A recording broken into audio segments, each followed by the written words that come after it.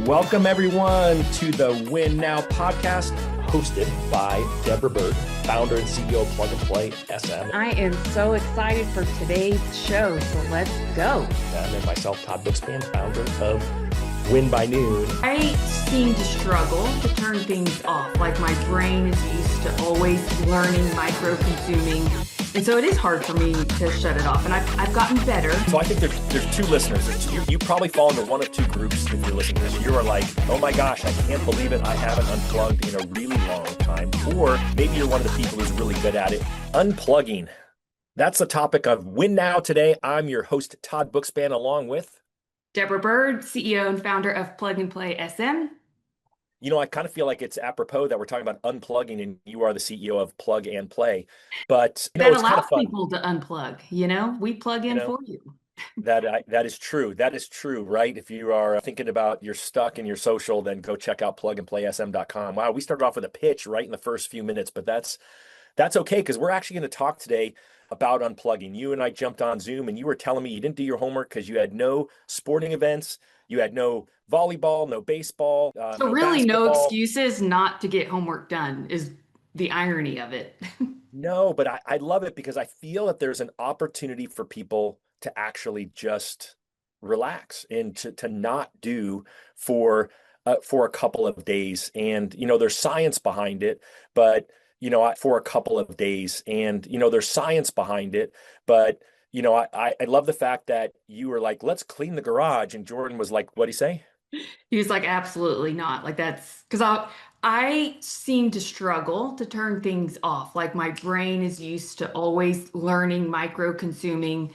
And so it is hard for me to shut it off. And I've gotten better when I stick to my schedule and I win by noon and I get the rest of my activities done by the end of the workday. It kind of gives me permission to then unplug, at least while I'm doing the after school mom duties of, carpools and kid games. But then at night, I'm a night owl. I like to sit in my bathtub and I've trained the algorithms to send me the things that I'm interested in and the things that I'm learning. So I will micro learn. And I think it's created this overstimulation, probably just always having to be busy and doing. And so it was, resistance that I was fighting. And I literally had then said, it was probably like midday Saturday. And I was like, you want to clean out the garage? We have the kids here. And I'm thinking we have like a gym setup. So we have those big rubber mats and we could pull them out. And he was like, no, like, I don't want to do that. I want to hang out by the pool and just, relax and not have anything to do this weekend and be in the nothing box. And I'm like, really? And so I think there's two listeners. You probably fall into one of two groups if you're listening to this. You are like, oh my gosh, I can't believe it. I haven't unplugged in a really long time. Or maybe you're one of the people who's really good at it. And if you are, then I want you to comment below and give us your best strategy for unplugging. But what I would like to talk about is kind of the why behind it, sort of maybe some of the ideas and science. And then I also would love to talk about maybe how to do it, because I think that all of our followers, listeners, whatever you would call them, our community are all in sales. And most people in our industries, real estate, mortgage, are on 24/7. And I think that is one of the biggest problems. And so I'm gonna tell a story. I was in a coaching program. We talked about Dan Sullivan, who co-wrote books with Ben Hardy, The Gap and the Gain, 10X is Easier Than 2X, some great Who Not How are the three books that they did. And I was in strategic coach for 2 years. And one of the first things they taught us was what he calls the Entrepreneurial Time System. And you had basically an on day where you were working on, working like that was your business, right? So that's what you and I do all of the time. And then you have what he called was off days. I think that's what they call them. But yes, off days where literally you're unplugged. Like you don't talk business, you don't do business. And for entrepreneurs like you and I, that is super hard. Very hard. And then there's a buffer day in between where you should buffer, coming back from that. And so the story I always tell is the first time that I did this, I was the person on vacation driving. I can remember like driving along this river in Colorado, and I'm on the phone taking loan applications, literally on the phone. I'm talking to my team every day on vacation. And it's not really unplugged if you're on vacation and doing business. And so I got in the program. The program's like, you can't talk business. So I literally went down to Mexico with friends. We had this nice house. They had one of those. This was back, 20 years ago. So I had a voice over the internet phone. So I could have called America for free. I did have a cell phone that I turned off, but I created systems so I could be unavailable. My team was great without me, but I literally didn't talk business. The friends we were with wanted to talk about a refinance and a mortgage. I'm like, hey, that's awesome. Let's talk about that when we get back. So I didn't take the bait and then jump into sales mode while I Wow. was there. And then I had a voicemail when I landed from, because of course, literally as I'm landing back in America, I'm turning on my phone and listening to voicemail, and my assistant was like almost in tears, like, hey, I know you said you weren't going to be checking in. I know you said you weren't going to be checking email, but are you still alive? Like shocked that I actually was unplugged for, a week or 10 days, whatever it was. And so it is really hard, especially like I don't have a ringer on my phone, but my phone vibrates. But you walk down when I go to, out of the country and I have my phone with me and it's off, no one can get a hold of me. I literally have those phantom vibrations where I feel like it's vibrating in my pocket and it's not. So I loved that entrepreneurial time system because it forced me to be accountable to myself and my family and be there. So that would be the first strategy that I would throw out there. How does that resonate with you? The first thing that comes to mind is if I'm putting myself in the position of, say, a loan officer or even a real estate agent, and it's Memorial Day weekend. It's supposed to be your off time. You've scheduled it in your calendar, but you get that client that's like, hey, found the perfect home or saw this house and walked it at the open house, and we want to submit an offer. And if you don't have maybe a teammate yet, what are you supposed to do? Like, how are you supposed to fully unplug and not check your phone? It's super hard. It's super hard. And so, when I was coaching full time and coaching, some of the top loan officers in the country, that's why they hired me. They hired me to help them grow and scale their business, but also scale themselves out of their business. And so, there's definitely some strategies. And, one of them, if you're watching this, I'm holding up two phones. I still have a red phone. It's not really You red. know, It's there's got a song, I have two phones. Do you know that song? No, probably for the wrong reasons. Yes. Mine is for the right reasons. This is my Okay. mortgage team phone. This is my personal phone. And so when I was in Europe for almost 3 weeks this year, guess what? The red mortgage phone was at home, and I didn't do anything, with the team. I was totally unplugged. And so I think so. Let me answer your question. I think if you have a team, you got to think through how can I create systems and what's the buddy system, right? And so what I would say is the at the bare minimum, what you have to do is make a commitment to yourself and to your family or whoever you're traveling with of what your work schedule is going to be while you're on vacation. Because you may just have to say, you know what, I'm going to take, you may just have to lower your service level. You may just have to, literally talk to every lead up front. Hey, I'm getting ready to take off for the week. I'm going to be available, but I'm going to have restricted hours. And so, do you have any questions before I go? All your clients that are pre-approved, all your clients that have a pre-approval letter and you're out showing houses to, and then say, hey, like have one of those voicemails that says, hey, you've reached me. I'm on the vacation of a lifetime with my wife. It's our anniversary. And I want you to know that your call is very important to me. And I will be returning calls between, 3 and 5 Eastern time, every day this week. So, might have to say to your spouse, hey, I know we're going on this vacation, but I'm going to have 2 hours that if I have to return calls, I will. Then I would look at who can help you, right? So if you're a realtor, who can be your showing agent while you're gone? Or do you have another loan officer in your office who is a single LO like you that you can say, hey, can you be the person who answers my phone when I'm gone? I can remember going to Costa Rica in 2010, taking my BlackBerry, Oh my um, gosh. and I gave my BlackBerry to my friend Ari, and she took my BlackBerry. She put like 11 or 13 deals into escrow while I was gone, but she literally had my personal phone and my work phone in her Wow. hand, and she had it. But I went away and I was totally unplugged. I did not have my own phone with me, and and so I had a friend. So I didn't have the team at the time to support me. Is my point. I gave it and I just offed it on somebody else, and Mm. always offered to return it to Ari. In fact, shout out to Ari. I probably still owe her covering her for her, but ultimately, I think that's one way to do it. But I think And then that if you have right there is just, it's a small micro tweak to planning your week or planning your day. And if you just got super intentional and you were looking ahead instead of just trying to make it like a mad dash till it's time to leave, and we cram everything in so that we can take off for vacation, it's then implementing the system of letting all of my clients know, hey, I'm going to be out. Like, had you just done that in itself, there could be way less incoming calls or texts that, aren't emergencies or things that could be handled, say Tuesday when you're back from vacation. But we just don't think to do that because we want to appear like we're always available. That's probably Well, mistake number one. and some of you aren't even taking one day off on the weekend. So we'll get back to what Deborah did and unplugged for 2 days, this last weekend since we got off on this vacation rant. But I agree with you. So it's all about communication. And I think that some of you are already thinking, well, if I called my realtors and told them I was going to be gone for a week, they're not going to want to send me business. So my Mhm. my team wanted to, every time I went out of town, they wanted to put more transactions into process than when I was in town. So their goal was always like, let me get more applications than Todd gets. They wanted to outdo me. And these were folks that weren't loan officers. They were folks that were more operational driven, but actually had a personality so they could talk to clients.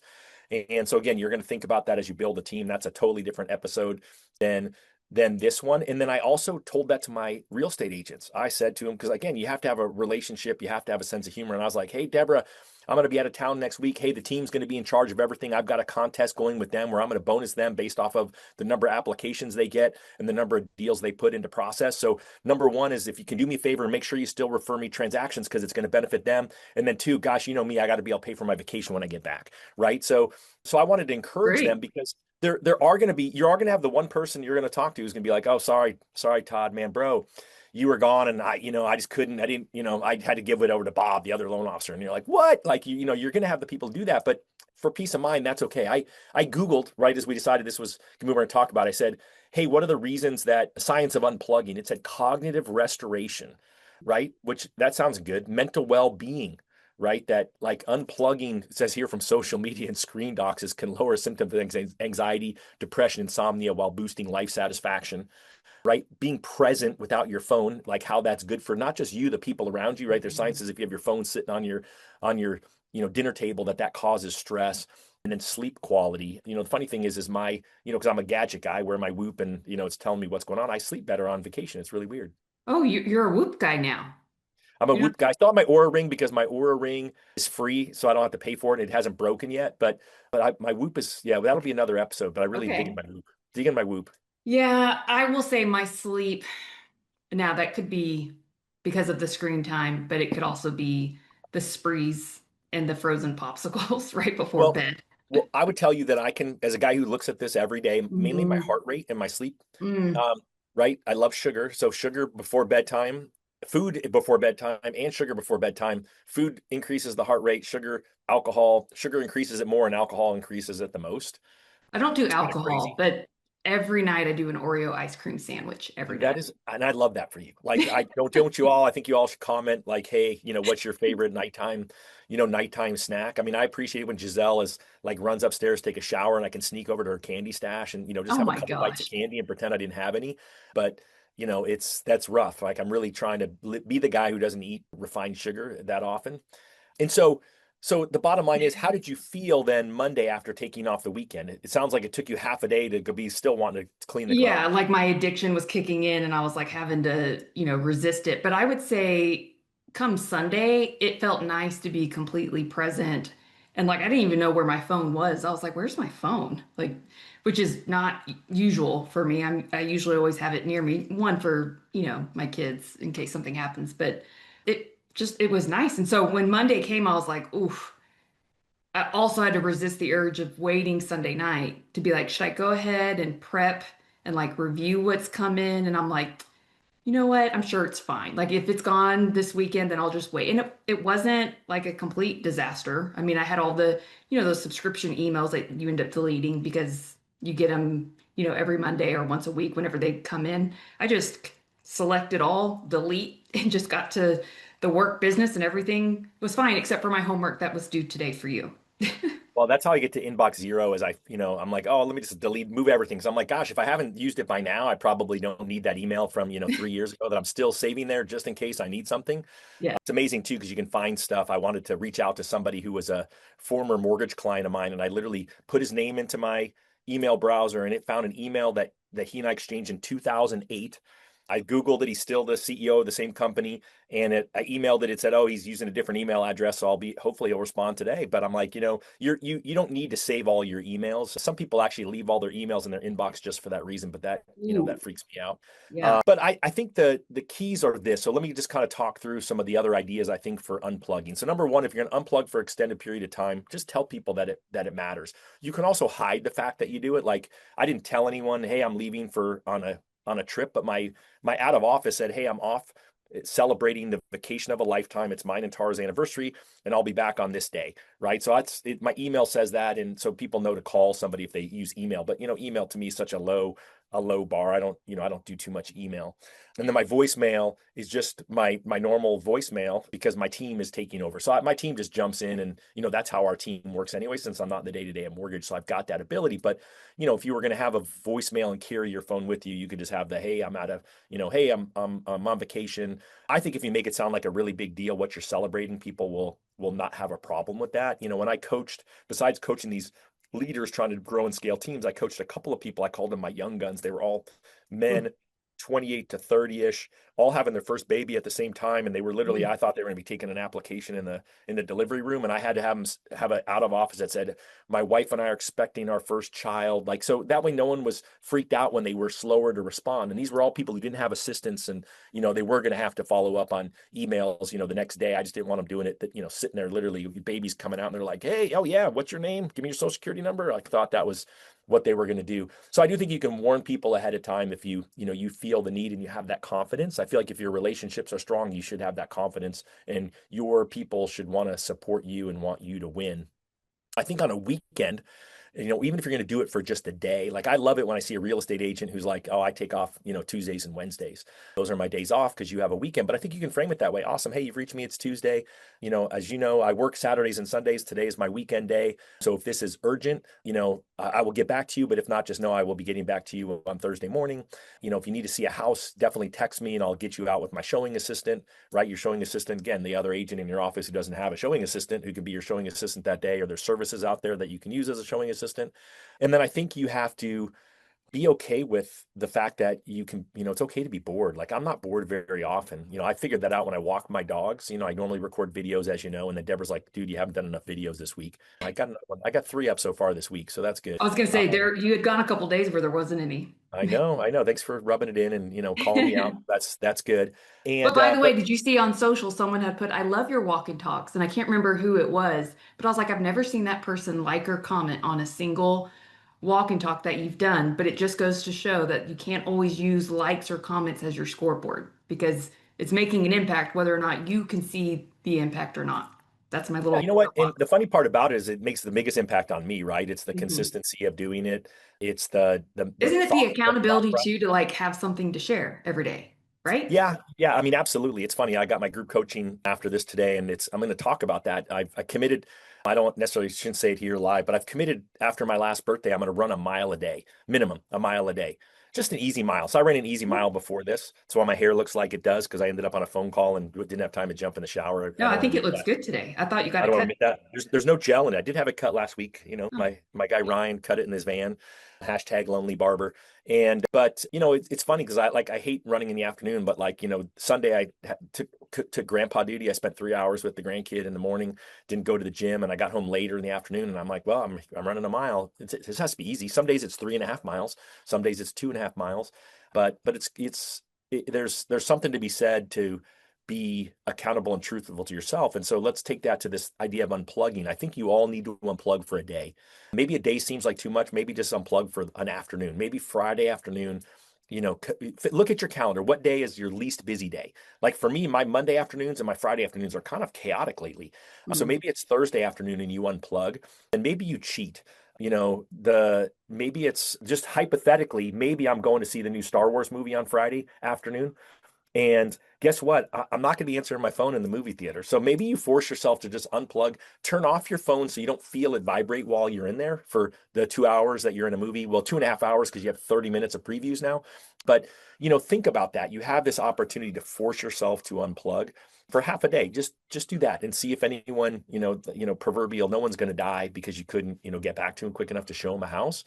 And then I think it's also, what are the expectations you set going forward, right? Because your stuff was your family obligations on the weekend, and apparently you feel guilt over your obligation of not getting your homework done with me. So I'm grateful for that. What else would you recommend to someone who's thinking about unplugging to take a baby step to do so? Maybe just poking holes in the story or the narrative you have about having to be on. I think that was my biggest learning because I was the person with my fourth child on the delivery table back. I was originating then, and I was literally like trying to solve underwriting problems and get deals across the finish line. That was my fourth kid, so I was kind of like, I got this, I know what I'm doing. But the fact that I was taking calls is we had also like just moved to Houston 30 days in. So like I had a 3, 2, 1 year old. I was due in 30 days. We moved to Houston, whole new area. So I felt a little stressed of like, okay, will I be able to balance two different markets that I'm now no one knows me in, and then still trying to manage my book of business in Dallas. And so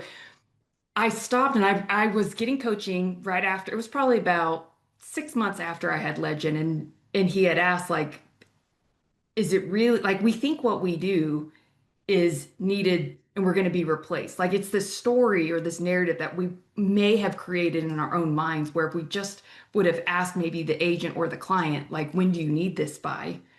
Or how soon do you need this? Like they could be like, oh, no, like no stress.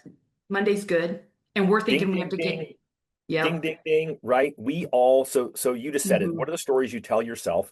And and think about, I think about it from a customer service lens, right? Is that we think, right, everything needs to be done like the snap of a finger. That's the best snap I've done in a long time. I was That's not born. a very good snap.